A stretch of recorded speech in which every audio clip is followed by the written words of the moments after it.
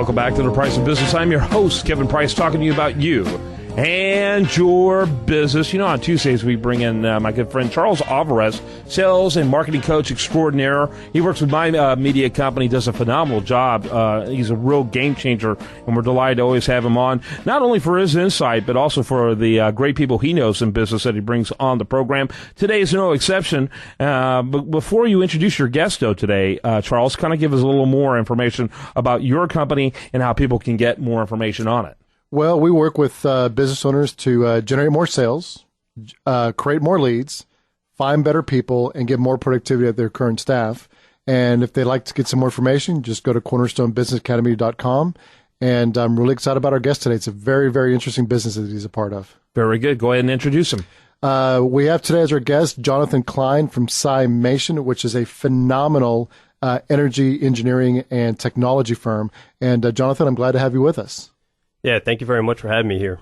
Yeah, you know, I like this. I've never seen this category before where I have 492 tabs open. But there was a description about your company. What was it? What was it, from Forbes or Fortune? What do they call you guys? That's right. We were in Forbes magazine.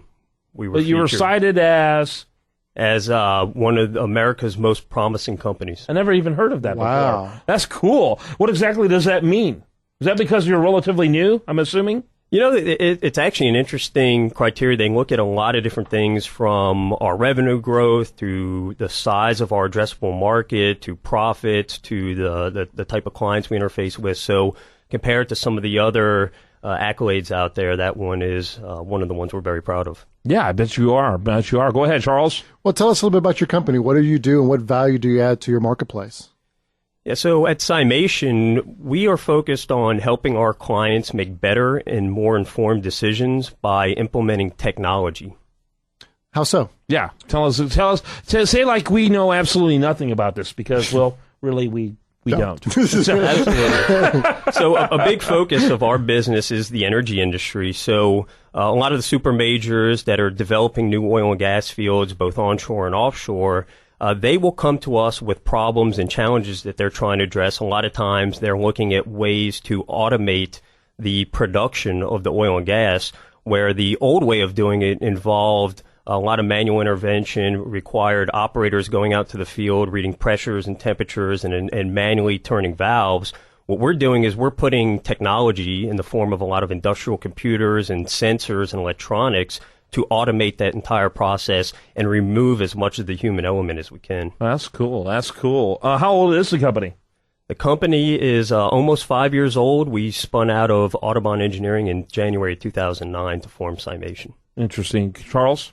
So so for our listeners right now, they're going through and they're kind of used to doing it the old way of, manual processes, old process, because, for lack of a better word, let's face it, the energy industry is filled with a lot of people like, well, that's the way we've always done it.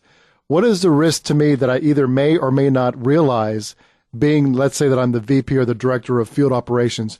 What risks am I assuming, whether I know it or not, by doing it the old-fashioned way? Well, the obvious one is around safety. These companies have done a lot of studies, and they've recognized that the most dangerous time for their personnel is when they're driving around, physically going out to these wellheads to record information. So if there's an opportunity to put some technology in there where they don't have to physically send operators out there to make their daily rounds, they can cut down on safety incidents significantly. Also, the other big incentive for these companies to put technology in hire companies like Cymation is to shorten the cycle from when a well is drilled to when all of the infrastructure is in place, and we can cut down on that considerably. Yeah, that's cool. How big is your company in terms of number of employees? We just crested over 200 employees across our 6 different offices. That's fantastic. Very cool. Charles?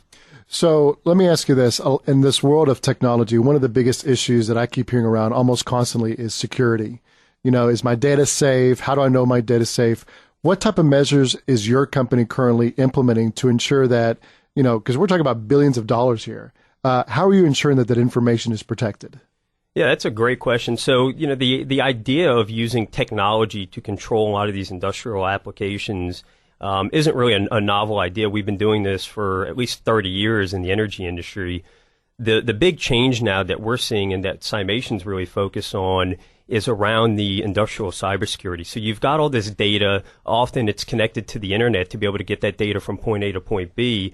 And our goal is to make sure that we're transmitting that data in a secure manner. The whole Stuxnet virus was a big wake-up call for a lot of companies when they realized that hackers are actually targeting these industrial control systems. Yeah, I bet that would be. And I guess that's an ongoing challenge. That's, this is something that 10 years ago people hardly never thought about. But then when you now look at everything from anonymous to international cyber terrorism and the whole nine yards, it's pretty high in terms of people being cognitive of it.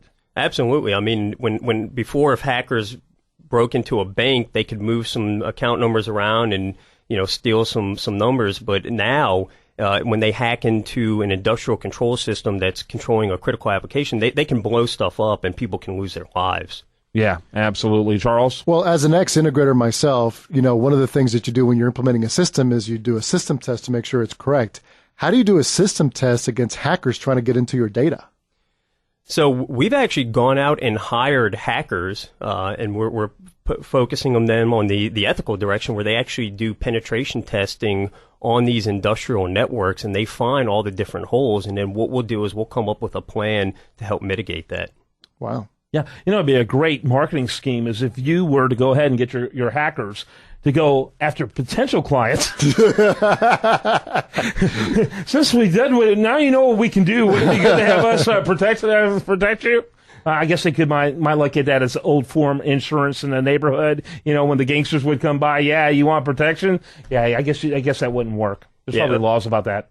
We've done some fun things. We held a red team, blue team event where we had one of these industrial computers hooked up to a keg of beer, and we had a competition if you could hack into it, and then the beer would start flowing. So wow, there you go. There you go. Of course, after a couple of those kegs, no one was opening anything unless they were using a hammer at that point. So very cool. So what's your personal background? My personal background, I graduated with an electrical engineering degree from LSU, and I started working right out of college for an engineering firm.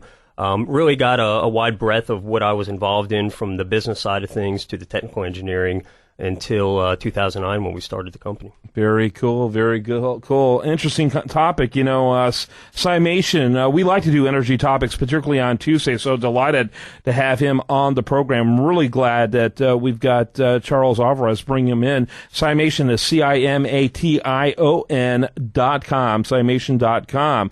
And I looked at your team, a lot of young guys. It's interesting to see, what's happening in terms, and this is a domain space that really attracts younger people, if you will. Absolutely. We love hiring the younger talent. We do a lot of recruiting directly out of colleges. In fact, we go up to career fairs like MIT and Stanford, and we're competing head-to-head for talent with companies like Google and Facebook and a lot of these other technology companies. Very good. Go ahead, Charles. So it seems, I know, based upon our conversations, Jonathan, that you have implemented tons and tons of projects, to try to increase the safety, to automate a lot of their businesses so that you can not only save costs, but also save lives as well. What's next for Cymation? What's the future of it? What's your vision for it? So we're actually going through a pretty big transition right now where for the last 4.5 years, we have been solely focused as a services company executing project work.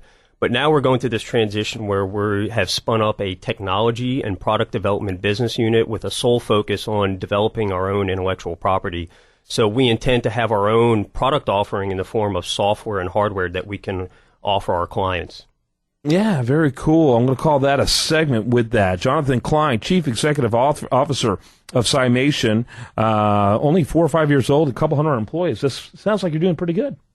We'd like to think so. Thank you. Yeah, keep up the good work. Cymation, CIMATION.com. Charles Alvarez, he's our regular consultant here, keeping us in the know when it comes to sales and customer relationship and marketing. Does a phenomenal job for our company, and so I want to encourage you to learn more about him. Give that website one more time before we let you go. CornerstoneBusinessAcademy.com. I'm Kevin Price. When we come back, we'll have much more for you. Do want to remind you, best content here shows up over there at USDailyReview.com. While there, like it on Facebook, follow it on Twitter.